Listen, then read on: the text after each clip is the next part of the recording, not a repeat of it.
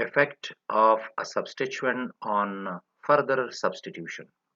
Benzene में जो पहला इलेक्ट्रोफाइल आ सकता है तो वो किसी भी हाइड्रोजन को रिप्लेस कर लेगा। First electrophile may replace any of the six hydrogen atoms in benzene। लेकिन क्या जैसे अगर आप बेंजीन को ट्रीट कर लें अल्काइल हैलाइड्स के साथ लेविस एसिड की मौजूदगी में तो अल्काइल बेंजीन बन जाते हैं, जैसा कि पिछले लेक्चर्स में हमने पढ़ा।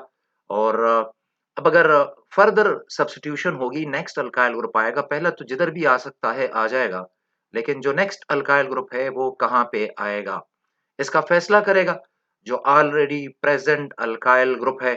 कुछ और या अल्काइल के अलावा कोई दूसरा हैलोजन है या नाइट्रो ग्रुप है, तो जो भी सब्स्टिट्यूएंट है वो फैसला करेगा कि आने वाला कहाँ पे जाएगा, पहली बात। और दूसरा ये कि इस ग्रुप ने जो बेंजीन के साथ अटैच हो चुका है, इसने बेंजीन को मजीद रिएक्टिव बना दिया या उसकी रिएक्टिविटी कम कर दी।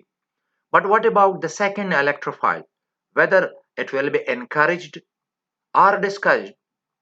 क्या ये जो सेकंड इलेक्ट्रोफाइल अभी आ रहा है तो सब्स्टिट्यूटेड बेंजीन उसे वेलकम करेगा या उसको रिपेल करेगा?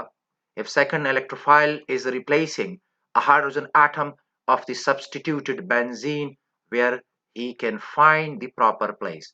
यही हमारा आज का टॉपिक है कि फर्स्ट इलेक्ट्रोफाइल तो किसी भी जगह पे आ जाएगा, सेकंड इलेक्ट्रोफाइल कहाँ पे जाएगा। तो हम इसको डिस्कस कर रहे हैं। दो कैटेगरीज में हमने डिवाइड किया हुआ है। किसको? Effect of the substituent on the reactivity of benzene. तो जो पहला है तो वो है ओरिएंटिंग और डायरेक्टिंग इफेक्ट, या इसे ओरिएंटेशन इफेक्ट कहा जाता है, कि जिसका मतलब ये है कि जो सेकंड इलेक्ट्रोफाइल है या थर्ड है तो जो आ रहा है वो कहाँ पे जाएगा, जो फर्स्ट इलेक्ट्रोफाइल है वो उसको कहाँ पर भेजेगा, हम इसको कहते हैं ओरिएंटेशन इफेक्ट। दूसरा जो है तो वो है effect on reactivity of benzene ring. जो सब्स्टिट्यूएंट अटैच है तो उसका बेंजीन रिंग की रिएक्टिविटी में क्या किरदार होगा, ये बेंजीन को मजीद रिएक्टिव बनाएगा या बेंजीन की रिएक्टिविटी को कम करेगा। तो हम ये पढ़ने जा रहे हैं सबसे पहले ओरिएंटेशन इफेक्ट। ओरिएंटेशन इफेक्ट, ये फिनोल जो है हाइड्रोलाइज होता है और हाइड्रोनियम आयन बनाता है और फिनोजाइड आयन। अब ये जो फिनोजाइड आयन है ये रेजोनेंस स्टेबलाइज्ड है। जरा देखिए, ये है हमारे पास फिनोल। नंबरिंग मैंने ऑलरेडी कर दी ताकि मैं बता सकूं कि कार्बन नंबर 2 या 6 या 4, तो आपको पता चलेगा। हम अगर इसकी हाइड्रोलिसिस करना चाहें, ये पानी है, पानी का ये इलेक्ट्रॉन पेयर इस हाइड्रोजन को मिलता है बिकॉज ये हाइड्रोजन पार्शियली पॉजिटिवली चार्ज है, और ये इलेक्ट्रॉन पेयर ये ऑक्सीजन ले लेगा। कैसे? जरा देखिए, ये इलेक्ट्रॉन पेयर इस हाइड्रोजन को मिला और ये जो इलेक्ट्रॉन पेयर है, जो बॉन्ड पेयर है, वो इस ऑक्सीजन एटम ने ले लिया। तो पानी इस हाइड्रोजन को लेके हाइड्रोनियम आयन के फॉर्म में आ गया है और साथ साथ हमारे पास फिनोजाइड आयन बना। देखिए ना, ये फिनोजाइड आयन। लेकिन ये फिनोजाइड आयन जो है तो ये रेजोनेंस स्टेबलाइज्ड है। इसके रेजोनेटिंग स्ट्रक्चर्स होते हैं, तो वो स्ट्रक्चर मैं आपको समझा रहा हूं और फिर हम वापस आएंगे कि ओरिएंटेशन कैसे होती है। यहां पे हमने लिखा हुआ है आर्थो पैरा ओरिएंटेशन। तो कुछ ग्रुप ऐसे हैं कि जो आर्थो पोजीशन पे यानी 2 और 6 पे और पैरा यानी 4 पे भेज देते हैं, और कुछ ऐसे भी ग्रुप्स हैं कि जो कि 5 यानी 3 और 5 यानी मेटा पोजीशन पे आने वाले इलेक्ट्रोफाइल को भेज देते हैं। सो आर्थो पैरा ओरिएंटिंग ग्रुप्स को हम डिस्कस कर रहे हैं। हमने फिनोल की एग्जांपल ली बिकॉज ओइच जो है तो ये आर्थो पैरा ओरिएंटिंग ग्रुप है। कैसे? तो यही हम पढ़ रहे हैं।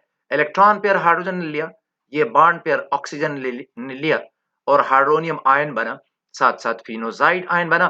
फिनोजाइड आयन रेजोनेंस स्टेबलाइज्ड है।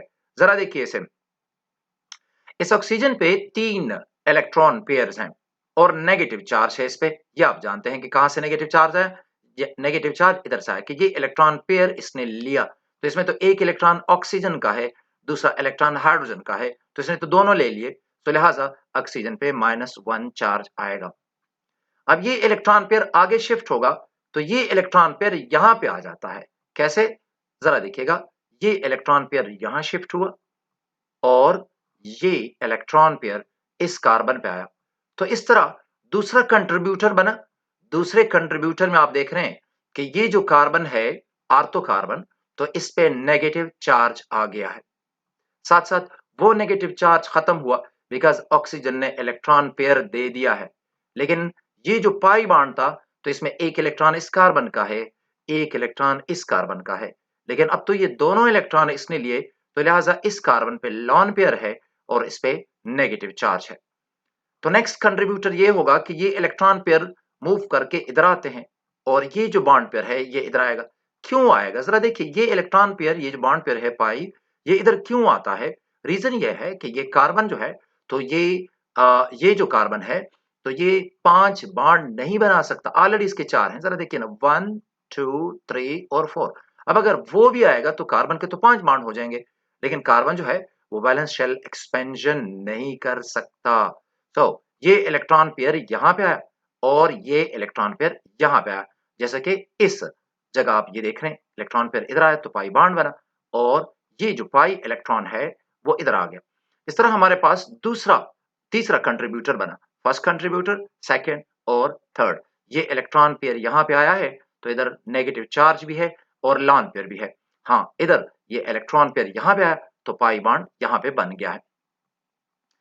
अच्छा, फिर ऐसे होता है कि ये इलेक्ट्रॉन पेयर मूव करता है, इधर आ जाएगा, यहां से यहां आएगा और ये इलेक्ट्रॉन पेयर इस कार्बन के पास आ जाता है।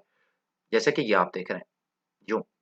और ये इलेक्ट्रॉन पेयर यहां पे है। तो हमारे पास नेक्स्ट कंट्रीब्यूटर ये बनता है। वहीं ये पाई बॉन्ड इधर है तो यहां पर भी है। ये इलेक्ट्रॉन पेयर यहां आया तो पाई बॉन्ड ये बना। ये इलेक्ट्रॉन पेयर इस कार्बन ने लिया है तो लिहाजा इस कार्बन के सिग्मा बॉन्ड्स हैं और इस पे एक लॉन पेयर है। अच्छा, नेक्स्ट जो है, फिर ये इलेक्ट्रॉन इधर आते हैं और ये इलेक्ट्रॉन वापस चले जाते हैं। तो देखें, ये आ गए इधर और पाई इलेक्ट्रॉन जो थे ऑक्सीजन के ये वाले, तो वो वहां पे चले गए। तो हमारे पास एक आखिरी कंट्रीब्यूटर बना। लेकिन याद रखिएगा कि यहाँ पे डबल बॉन्ड है और इस कंट्रीब्यूटर में यहाँ पे सिंगल बॉन्ड है। फिर इस कंट्रीब्यूटर में यहाँ सिंगल बॉन्ड है और यहाँ पर इस कंट्रीब्यूटर में डबल बॉन्ड है। तो फिनोजाइड आयन की जो हमने बात की थी कि ये रेजोनेंस स्टेबलाइज्ड है, तो वो इसके ये 5 कंट्रीब्यूटर्स हैं। तो जो पाई यहाँ पे ये जो नेगेटिव चार्ज है, ये जो इलेक्ट्रॉन इसने हाइड्रोजन से लिए हैं, तो ये यहाँ पे रहते नहीं है, बल्कि ये देखें ना, ये इस हाइड्रोजन से इसने लिए, इस हाइड्रोजन से, तो ये यहाँ पे रहते नहीं है, बल्कि ये पूरे रिंग में डीलोकलाइज हो जाते हैं। सो हमारे पास ये फिनोल है। फिनोल, अब मैंने हाइड्रोजन लगा दिया बिकॉज वो हमने हाइड्रोलिसिस की और मैंने आपको ये बात समझानी थी कि इलेक्ट्रॉन पेयर कैसे, ये क्लाउड जो है तो ये कैसे डीलोकलाइज हो जाता है 6 कार्बन एटम्स पे। लेकिन यहाँ पे OH है। याद रखिएगा कि ये इलेक्ट्रॉन डोनेटिंग ग्रुप है और इसकी वजह से यहाँ पे नेगेटिव क्लाउड, यहाँ पे और यहाँ पे, मतलब ये है कि जो क्लाउड है, electron cloud density in 3 position पे ज्यादा हो जाती है। हमने यहां से नंबरिंग की थी तो ये है 2 3 4 5 और 6, यानी 2 4 और 6 पोजीशन पे। अब अगर आप देखें तो 2 और 6 जो हैं, these are ortho positions. Functional group के साथ, कार्बन के साथ जो 4 ही पोजीशंस हैं वो आर्थो पोजीशंस कहलाती हैं और ये क्या है? पैरा है। तो अब अंदाजा लगाएं कि अगर आने वाला इलेक्ट्रोफाइल जो है वो अटैक करता है तो कौन सी उसके लिए बेस्ट जगह है? इलेक्ट्रोफाइल पे पॉजिटिव चार्ज है तो वो यहां पे जाएगा, इस आर्थो पे, या उस आर्थो पे जाएगा, या इस पैरा पोजीशन पे अटैक करेगा। सो जो इलेक्ट्रोफिलिक अटैक है तो वो आर्थो पोजीशन पे होगी, इधर, इधर या फिर इधर, ये पैरा पोजीशन है।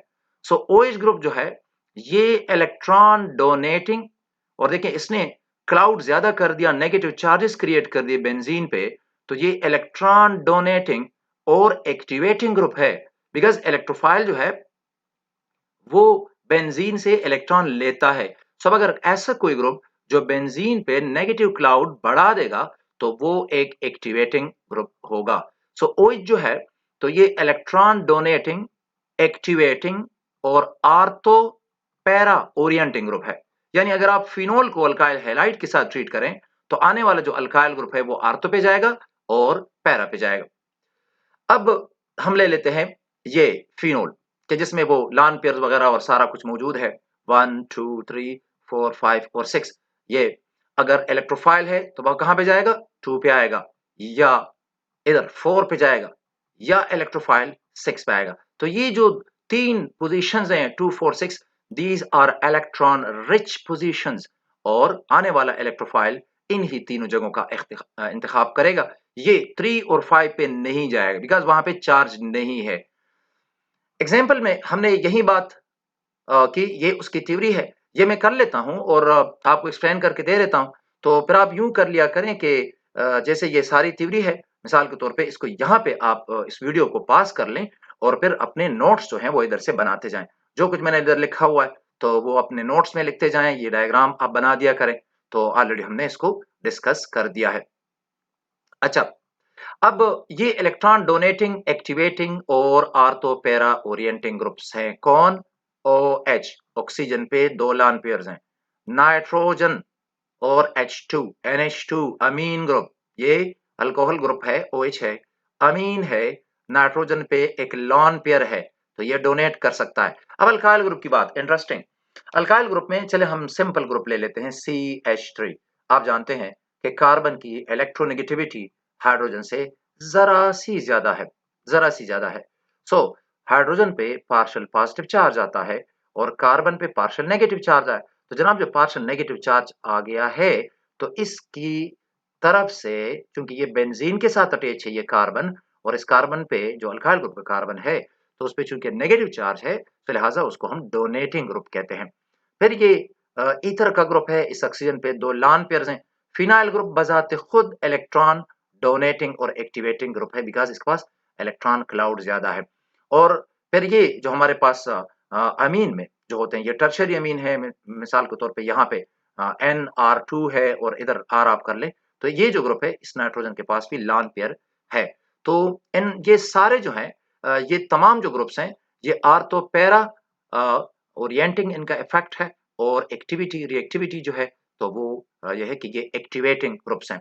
लेकिन याद रखिएगा कि हेलोजन जो है यानी फ्लोरो, क्लोरो, ब्रोमो, आयोडो, ये आर्थो पैरा ओरिएंटिंग ग्रुप्स हैं due two electron donating resonance effect. यानी इलेक्ट्रॉन डोनेट कर लेते हैं बेंजीन रिंग को और फिर उस बेंजीन की जो हेलो बेंजीन है तो उसके पर रेजोनेटिंग स्ट्रक्चर्स होते हैं उसकी वजह से। लेकिन ये डीएक्टिवेटिंग है। अब अगर ये इलेक्ट्रॉन डोनेट कर दें ये हैलोजन बेंजीन रिंग को तो इन हैलोजन पे पॉजिटिव चार्ज आएगा तो ये क्लाउड वापस खींच देंगे। ठीक है, क्लाउड को खींचेंगे तो जिस कार्बन के साथ ये अटैच हैं उस कार्बन पे पार्शियल पॉजिटिव चार्ज होगा और वो कार्बन फिर आगे मजीद कार्बन से इलेक्ट्रॉन खींचेगा। तो इस तरह ये डीएक्टिवेटिंग है। यानी सिंपल बात ये कि इलेक्ट्रॉन डोनेशन की वजह से ये आर्थो पैरा ओरिएंटिंग है, और इलेक्ट्रॉन विदड्रॉइंग इंडक्टिव इफेक्ट की वजह से ये डीएक्टिवेटिंग ग्रुप्स हैं। ये आप देख सकते हैं फिनोल है, नाइट्रिक एसिड के साथ आपने इसका रिएक्शन करवा दिया तो जनाब आर्थो नाइट्रोफिनोल बनेगी 53%, और ये जो हमारे पास है पैरा नाइट्रोफिनोल ये 47 है। ये इसकी मिकदार ज्यादा इसलिए है कि देयर आर 2 आर्थो पोजीशन, तो किसी एक मॉलिक्यूल में इधर अटैक कर लेगा और किसी दूसरे मॉलिक्यूल में नाइट्रो ग्रुप इधर आ जाएगा। तो लिहाजा हमारे पास जो आर्थो नाइट्रोफिनोल है उसकी क्वांटिटी जो है वो पैरा नाइट्रोफिनोल से ज्यादा होती है। इस बात को आप एंट्री टेस्ट के लिए जरूर जहन में रखिएगा। यही है, बेंजीन की नाइट्रेशन इजीली नहीं होती। ठीक है, concentrated sulphuric acid, concentrated nitric acid और फिर हीट करना, लेकिन फिनोल की नाइट्रेशन रूम टेम्परेचर पे ही हो जाती है। और बेंजीन जो है तो nitration of phenol is easier than nitration of benzene because OH group is electron donating and activating group. Meta orientation to next video.